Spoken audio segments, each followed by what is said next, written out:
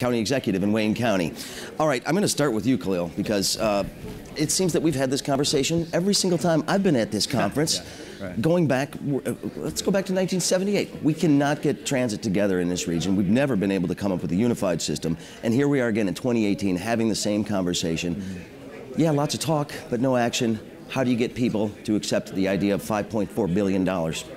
Well, you know, one, I tell you that $5.4 billion, first, it yields back about $1.3 billion in state and federal and fare box funds to the region. So it's not as expensive as you may think. Today in our region, we spend about $67 a person on transit. Should the RTA get on the ballot, and it will, if it does, we believe it'll pass, that number would go up to about $110, okay? Now, I'm not going to compare that to some of the major other regions in the country. New York spends $860 a person.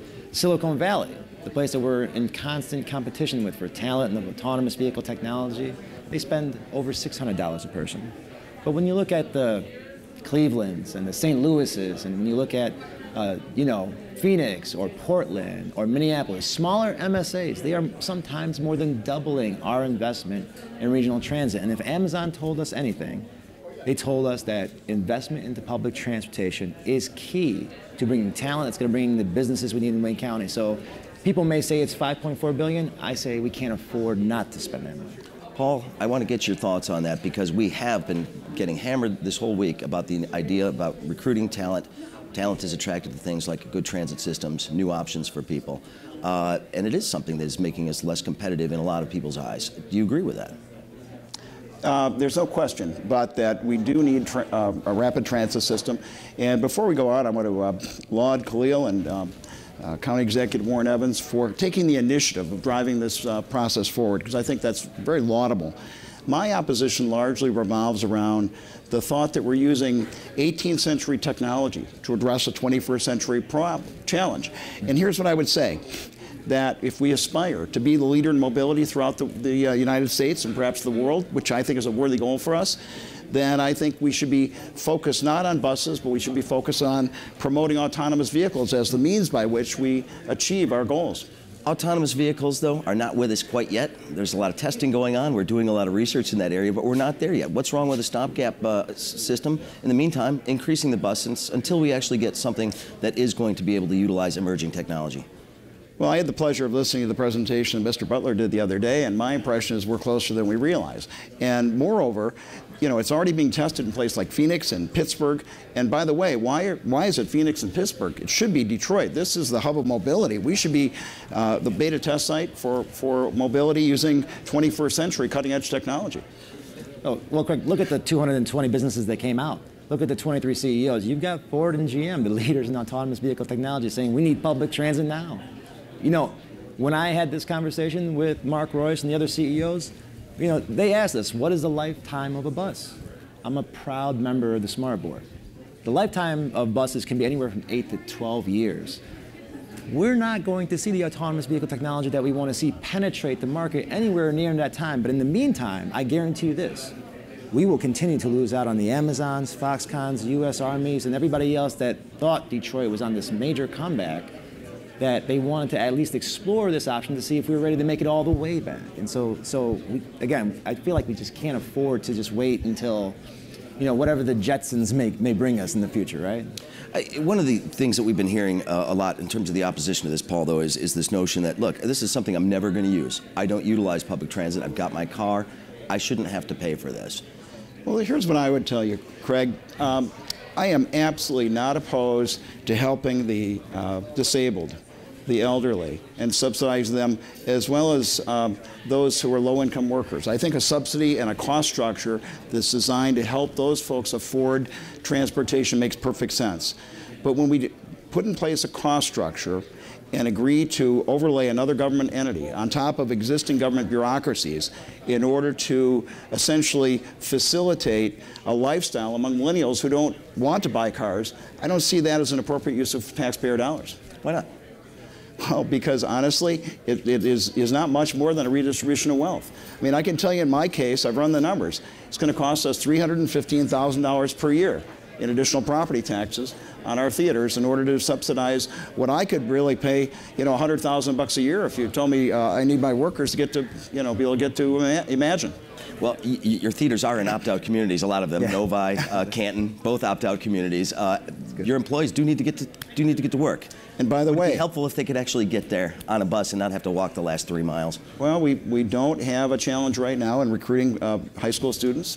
Folks, their parents will drop them off, and you know, and so throwing money at something that, in my opinion, doesn't create value commensurate with the cost is not a good plan. So for every dollar you put into public transportation, you get $4 back into the economy, right? The notion that you brought up, we hear people say it a lot. I'm not going to ride the bus, so I don't want to pay for it. Well, my boss always says that if he never rode a bus, he would still pay for public transit the same way seniors pay for elementary school, the same way we all pay for community college, because the benefit will come back to us. Buses take cars off the road. That means that there's less accidents, that there's less death, that there's less resource on police, fire, EMS, that there's less congestion, that there's more increase in productivity or lower emissions. That means there's access to education, medication, workforce development training, and a whole lot of other things. For every dollar you put into public transit, you get $4 back into the economy, and that ends up resulting in more Emagine theaters. I do want to talk about the competitiveness aspect of this whole thing, because a lot of people, you know, Amazon basically flat out told us the lack of a cohesive transit system and the lack of regional cooperation was something that they were not appreciating about Detroit's bid. I think a lot of people were shocked we didn't make the top 25, but that was a pretty significant smackdown that we received right there. How do we address that? Because this is something they're looking at. Well, let's cope with the reality of Amazon. We didn't come up with enough crony capitalism to make them happy. That's really what it boils down to. And you know, they'll make every excuse in the world. We just didn't throw enough money at them. And by the way, I don't have government throwing money at me to build more theaters. So why are we throwing money at Amazon to bring these jobs? Well, if I could, But so basically, you're saying that the It's a red herring. reason they gave us was not real. It's a red herring. Okay. so the reason why I take some exception to that, because I've heard other people say this. I'm the one that got the call from Amazon to tell us that we were not going to make the list.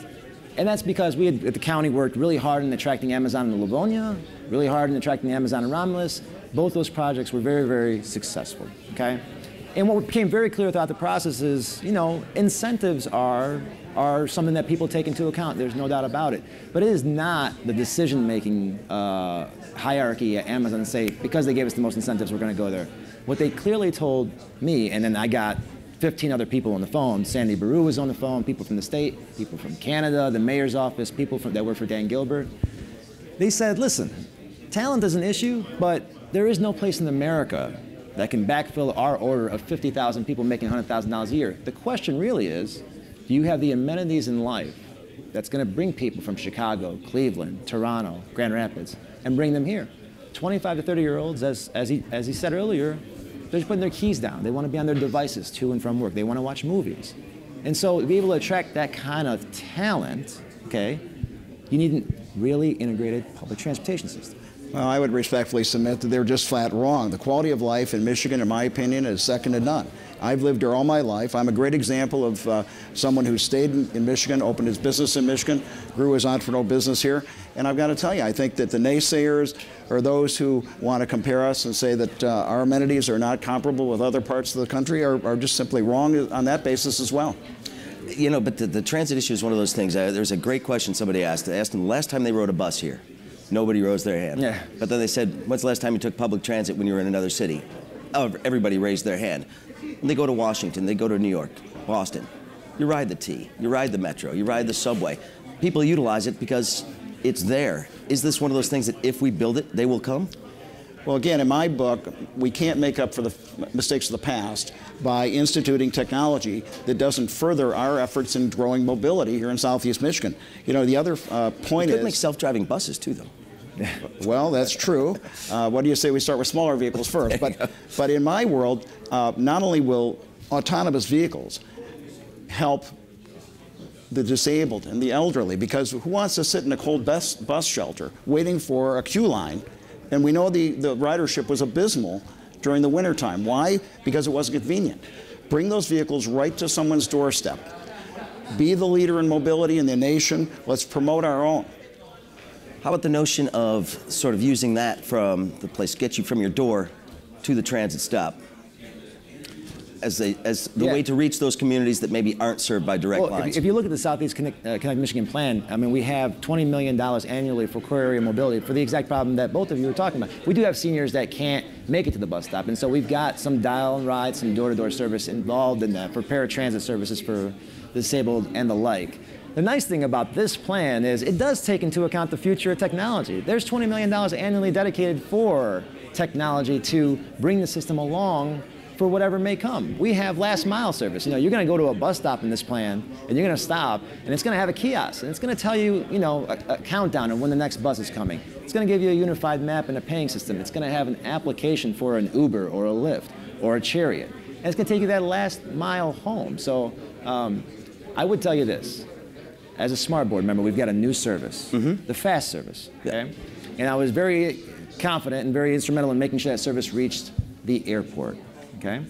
Today, and these buses have Wi-Fi on them, they're much more technologically advanced. On Sundays, this service is up 65%. If you build it, they will come, if you provide the service and you provide it the right way. Paul Glantz, I have to ask you this question because there has been a very, very heavy push here at the conference on this issue. Are you convinced in any way? Have you been moved by the 220 businesses that came out suggesting that they want to see a unified regional transit system and see this on the ballot? Well, you know, I was asked to join as well, and I can tell you I've respectfully declined. And I'm a big believer that everyone is entitled to their opinion. I certainly don't take exception with those who believe that the plan as proposed is the right one. I live in a world where we don't do a bad deal just to do a deal. And again, we go back to the cost issue. I'm really very much in favor of subsidizing the elderly, the low-income workers, the disabled. That's great. But why do we need to superimpose another layer of government bureaucracy while we're talking about the fact that's the only viable plan? What do you say we rationalize government while we're at it? Yeah, so if I could speak to that, he's actually exactly right. Right now we've got SMART, we've got DDOT, we've got RTA. The truth is, in the four-county region, there are 140 different municipalities. All of them have line items in their budgets spending something on transit. The beautiful part of the RTA is that it gets rid of the bureaucracy that he's talking about. It's a regional authority. Think about the bureaucracy we're getting rid of, and think of the buying power through economies of scale of how much we can actually provide. Your dollar actually stretches longer. So he brings up an excellent point. We need to have less bureaucracy, you know, one region authority. Well, as a former government employee, I sort of, you know, bristle a little bit at the notion that government doesn't function at all, but you know, that's okay. Marginally. So we got about a minute left here, and I want to give everybody a last shot to woo people as to your side. So you get 30 seconds, Paul. You know, I would simply suggest, Craig, that there is a better opportunity forward, and that is that we should be supporting our mobility initiative. We should be using a 21st century technology. We should be committed to that as the underpinning, the basis for this. Second of all, we should be looking at ways to assess lower costs by providing fewer subsidies to those who don't need subsidies. And with that, I'll turn it over to Khalil for the last word. You get the last 30 seconds. I do think you're right. Since the 70s, we've been trying to attack this problem. We've always thought that new technology would come, and here we are still talking about it. I think, look, for less than $10 a month, we can help solve a 40, 50-year problem in our region. And more than anything, here's what I'd ask. We're not even asking for you to promote the plan. We're just asking